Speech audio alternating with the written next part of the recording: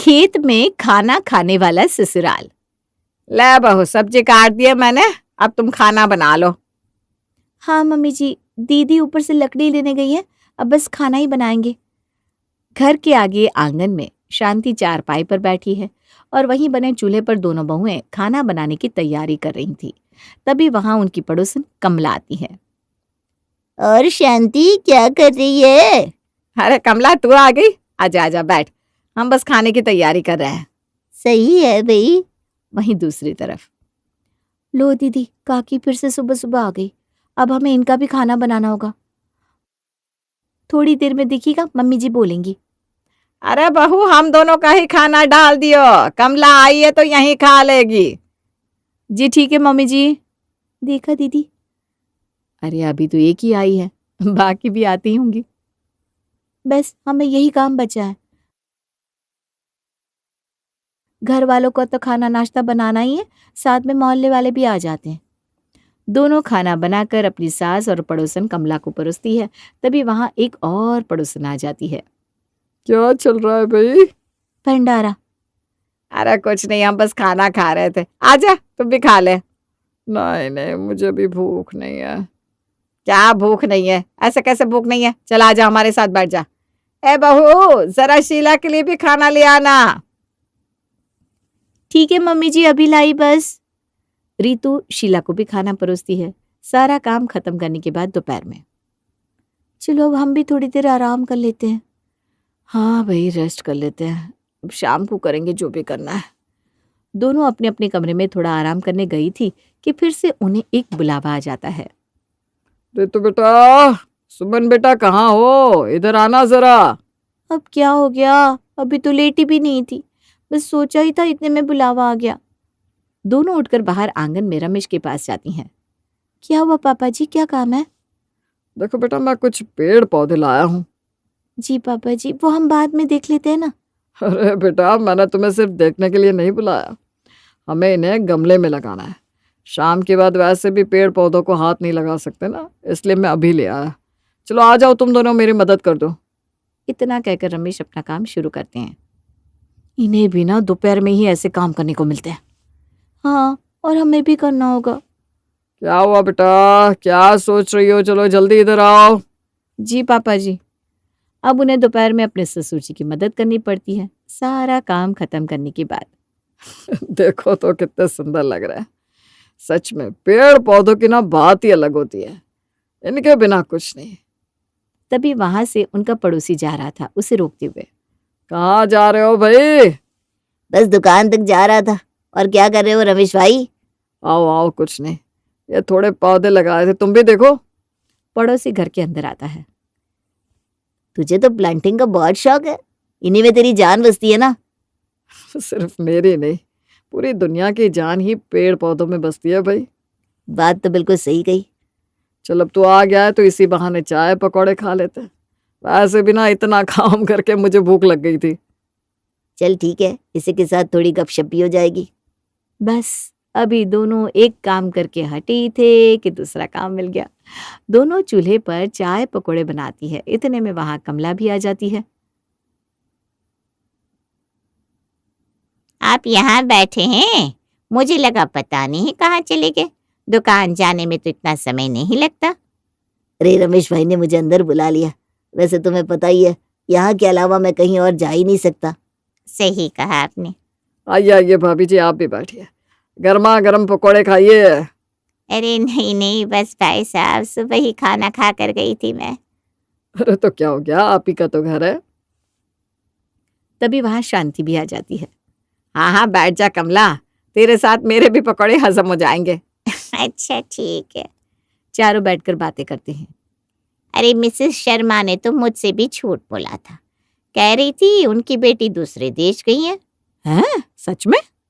हाँ, बाद में पता चला वो तो यहीं अपने मामा के घर गई थी। जरूर कुछ तो घपला है। और नहीं तो क्या। उनकी बातें पकौड़े बनाते हुए दोनों बहुएं भी सुन रही थी। देखा रितु, शर्मा जी की बेटी ने झूठ बोला। हाँ दीदी। चाय पकौड़े तैयार होने के बाद सब वहां बैठकर खुले में आराम से उनका आनंद लेते हैं। रात के खाने के वक्त भी ऐसा ही कुछ होता है। सारा काम खत्म करने के बाद रात को क्या बात है, आज इतनी जल्दी सो रही हो? सुबह से इतना काम किया है, बड़ी मुश्किल से अब जाकर बिस्तर नसीब हुआ है, उसमें भी आप चाहते हैं कि मैं अभी ना सोऊं? क्या बात है भाई, मेरी पत्नी इतने गुस्से में क्यों है? अरे जिसे देखो हर कोई घर में आकर बैठा रहता है। हमारे आंगन का सब इतना फायदा उठाते हैं कि पूछो मत। घर वालों के लिए तो खाना बनता ही बनता है, साथ में मोहल्ले वालों के लिए भी खाना बन जाता है। मैं तो दुखी हो गई हूँ। कोई बात नहीं, इतना गुस्सा मत करो, सब ठीक हो जाएगा। हाँ, आपको तो यही लगेगा ना, क्योंकि काम तो हमें करना है, आपको थोड़ी ना करना है। हे भगवान, गलत पंगा ले लिया। वहीं दूसरी तरफ, क्या तुम भी रोज रोज गुस्से में रहती हो? अच्छा, अब मुझ में ही गलती नजर आ रही है। जब हमारी तरह इतनी गर्मी में इतना काम करना पड़ेगा ना, तब समझ में आएगा। अगर हमारे घर में आंगन ना होता ना, अगर हमारे घर में ना आंगन होता ना इतना सब कुछ होता, जिसे देखो तब आकर बैठ जाते, यही मीटिंग करने लग जाते। रोज रोज अपनी पत्नियों को गुस्से से आग बबूला होता देखकर, भैया, आपको नहीं लगता कि हमारे घर के आंगन का कोई खास काम नहीं है? है ना? तुम्हें है ना? तुम्हें भी ऐसा ही लगता है ना? मुझे भी लगता है।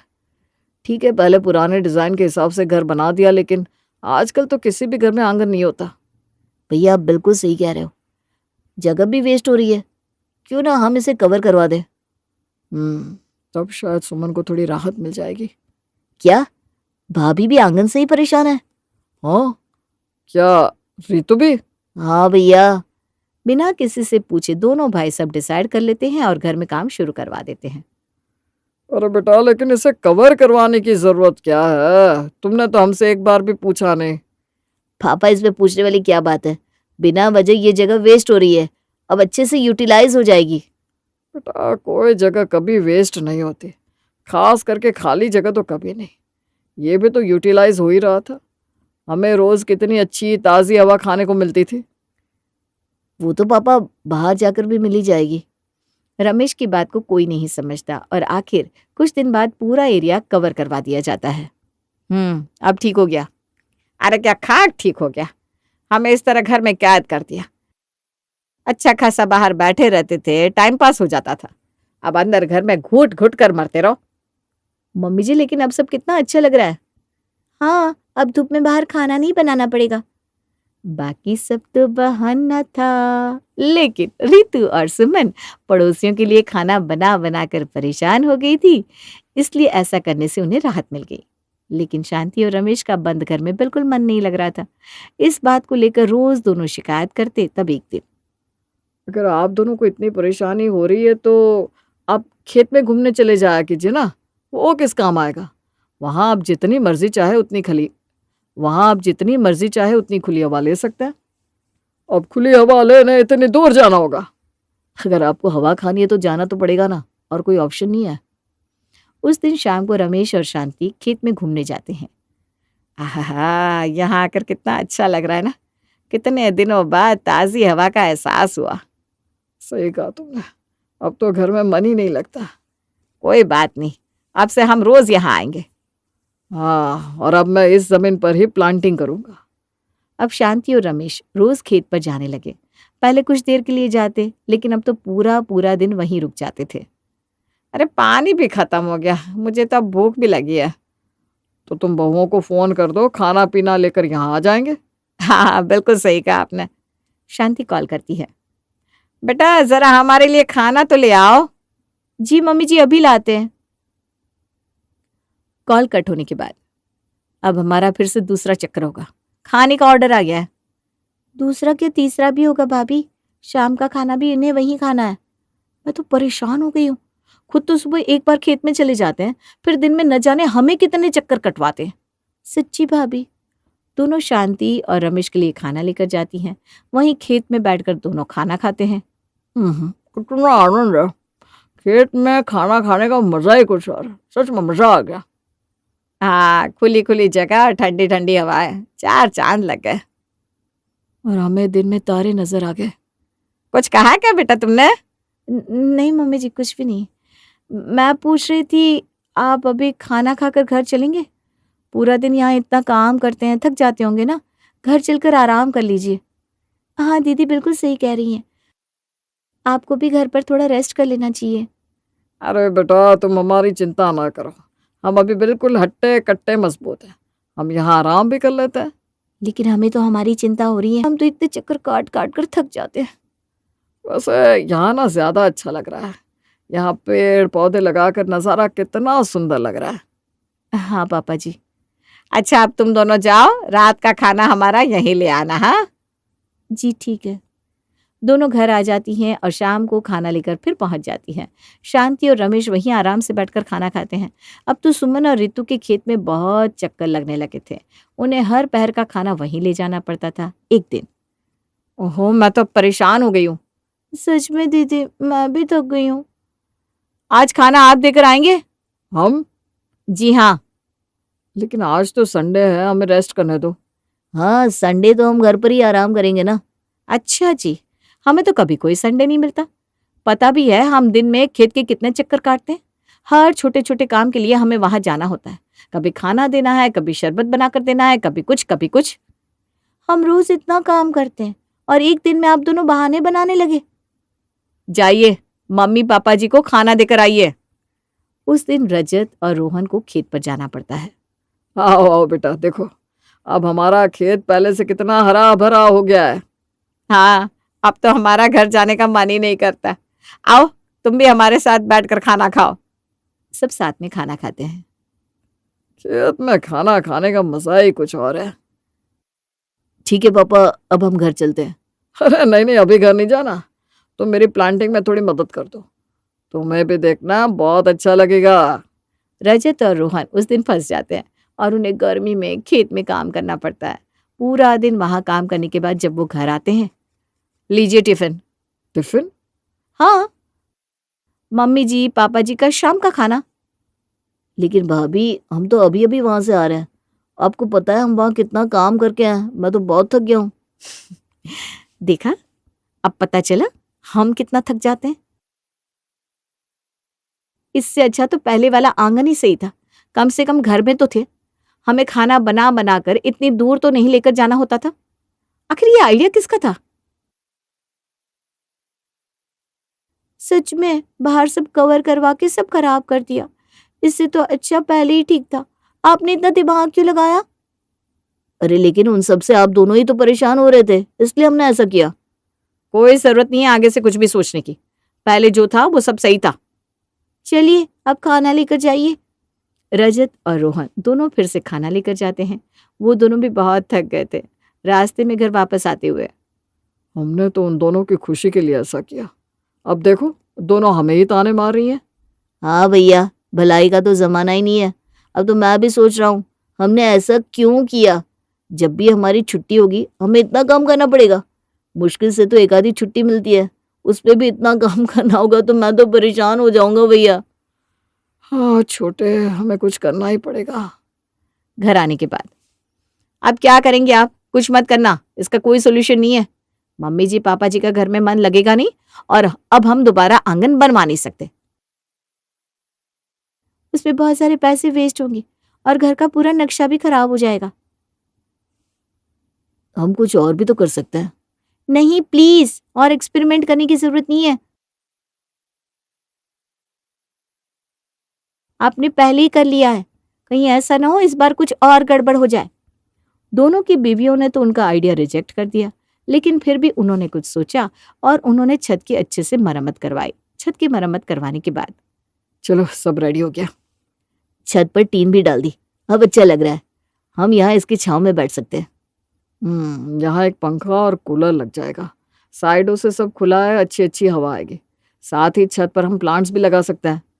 रजत और रोहन शांति और रमेश को छत का सेटअप दिखाते हैं। बेटा तुमने छत पर तो टीन लगवा दी, लेकिन यहाँ हमारा मन कैसे लगेगा? लगेगा मम्मी, साइड से तो सब खुला है, बिल्कुल वैसा जैसे नीचे आंगन था। अब आपको रोज खुली हवा खाने के लिए खेत जाने की जरूरत नहीं है। मुझे नहीं लगता बेटा कि यहाँ अच्छा लगेगा। अरे आप एक बार ट्राई तो कीजिए। सब करने के बाद भी शांति और रमेश खेत जा रहे थे। हमने कहा था ना, कुछ भी एक्सपेरिमेंट मत करना। फिर से पैसे वेस्ट कर दिया आपने। अरे धीरे धीरे सब होता है, अचानक कुछ नहीं होता।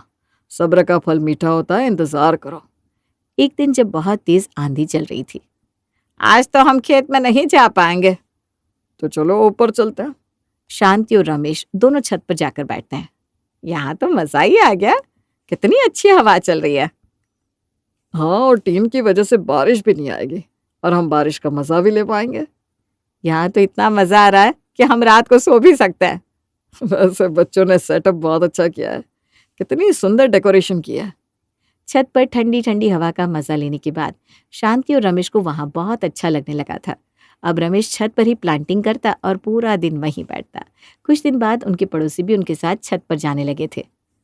देखा कमला, यहाँ भी कितना अच्छा लग रहा है, खुली खुली हवा है। हाँ, अब हम पहले की तरह रोज यहाँ बैठकर बातें कर सकते हैं, वरना जब से तू खेत पर जाने लगी थी हमारी बातें कम होने लगी थी। सही कहा, अब हम रोज गप्पे लड़ाएंगे। रुक, मैं अभी चाय नाश्ता बनवाती हूँ। शांति के कहने पर सुमन और रितु चाय नाश्ता लेकर आती हैं। हाँ, ऐसे उन दोनों की ना लव मैरिज हो गई। आंटी जी, किसकी लव मैरिज हो गई? अरे वही शर्मा जी की बेटी की। अच्छा, ऐसे कैसे हो गया? हमने तो सारी बात मिस कर दी, फिर से बताइए ना। दोनों वहीं बैठ जाती हैं। अब सुमन और रितु ने भी छत पर ही चूल्हा बना लिया था ताकि वो भी कोई बात या गॉसिप मिस ना कर सके। कुछ दिन गुजरते हैं और फिर हमने चूल्हे से पीछा छुड़वाने के लिए आंगन को बंद करवाया था, अब तुमने छत पर ही चूल्हा बना दिया। हाँ, क्योंकि हमने उन सबको बहुत मिस किया। किससे मिस किया भाभी? और आजकल आप दोनों बड़ी खुश रहने लगी हो। अरे, अब हमें दोबारा सबकी गॉसिप सुनने का मौका जो मिल गया है। मैं हर रोज इन्हें कितना मिस करती थी, आखिरकार अब फिर से जब सारी बातें सुन देना तो मजा आ जाता है। हाँ, चाय और पकौड़े के साथ बातों का तड़का, ओए होए, मजा ही आ जाता है। जब से छत पर सेटअप हुआ है ना, तब से पुराने दिन वापस आ गए। अब हमें रोज खेत में नहीं जाना पड़ता। इस बार आप दोनों ने अच्छा डिसीजन लिया, अब हम खुश हैं। देखा, हम तो अच्छा डिसीजन लेते ही हैं। हाँ, लेकिन पहले वाला फिर भी हमेशा गलत ही रहेगा। वही तो। दोनों वहां से चली जाती हैं। देखा, एक थैंक यू तक नहीं बोला। वही तो भैया, आजकल भलाई का जमाना नहीं है।